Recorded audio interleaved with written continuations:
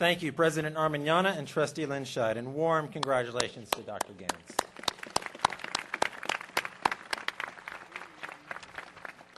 I would now like to introduce our student speaker, Sterling Nicholas Jones. Nick graduates today with 2 BAs, one in sociology and one in American multicultural studies. During his SSU years, Mr. Jones was an active member of the Black Scholars United, tutored elementary students on Black History Month, and created a scholarship program for BSU members. He's led campus tours and spoke at several recruitment workshops for high school students and highlighted the Young Black Scholars program. He is a native of Inglewood, one of the cities bordering Los Angeles. Mr. Jones will admit it was a difficult time adapting to Sonoma County from the urban LA area, but shares these challenges have been life learning lessons. Please join me in welcoming Sterling Nicholas Jones.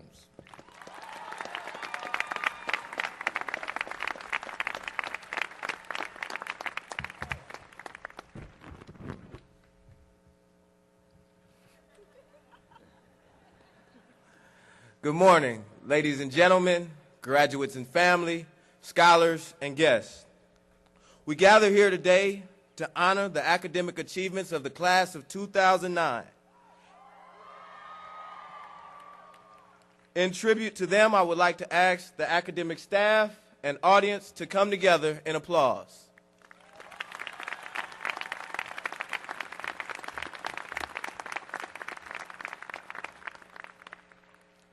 I begin my speech with my acknowledgments.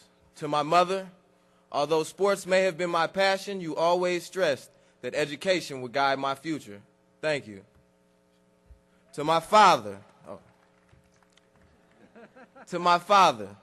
had it not been for your influential presence in my life, I truly believe I would have fallen to the same traps that plague black men like me all over this country. Thank you.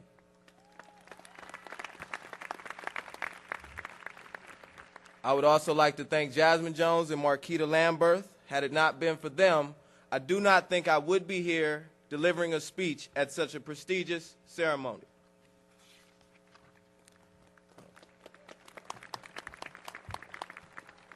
Thank you, Cabrina Boyd, for your nomination, and Andre Bailey for your guidance throughout my SSU career. Clap it up for them, too. Clap it up for them, too. Never in my wildest dreams did I, as a child, believe that I would ever receive the opportunity to speak at a college graduation. You see, I come from a different place, probably the opposite extreme of Sonoma State University.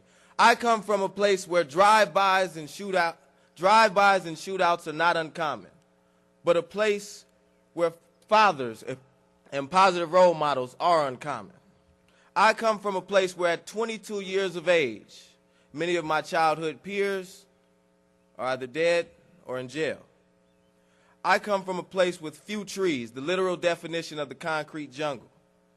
I come from the most densely populated county in the U.S., Los Angeles County, the city of Inglewood, a.k.a. the city of champions.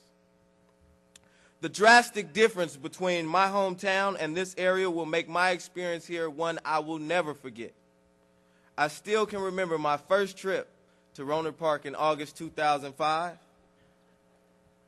I remember thinking to myself, this school is in the middle of a goddamn forest, and what is that smell, that infamous Sonoma aroma?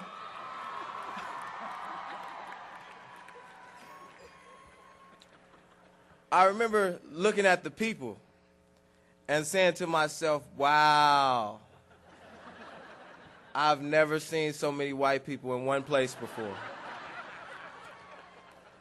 Culture shock immediately set in, and at times it was too much to handle.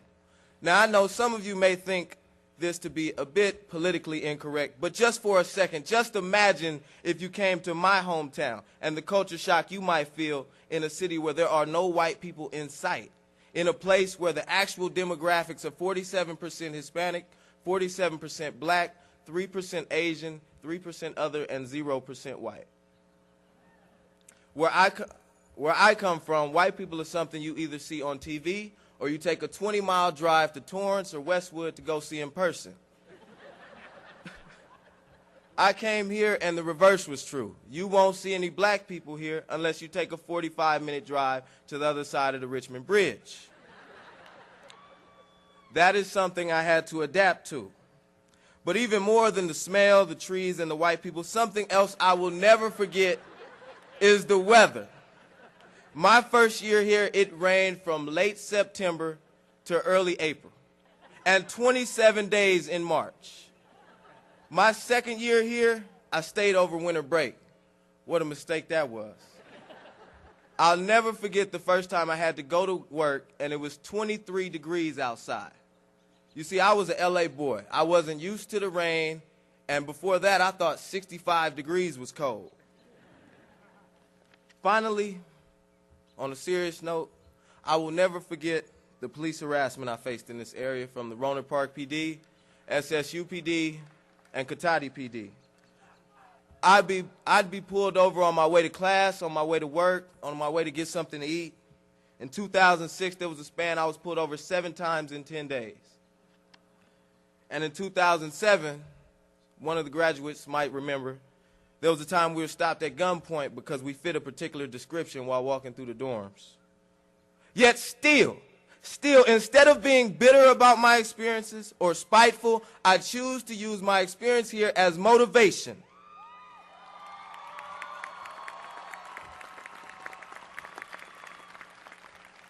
By evidence of me speaking before you today, I am truly confident that I can go anywhere in the world. And regardless of how different that place might be from my past experiences, I can go there and succeed.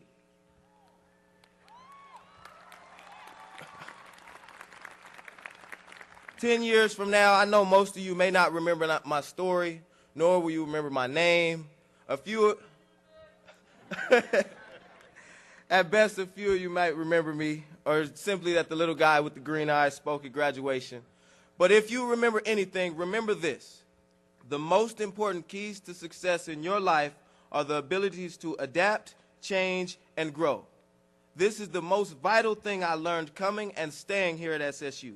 You cannot sit stagnant in your comfort zone. Growing pains are a part of life. It's how we develop as humans.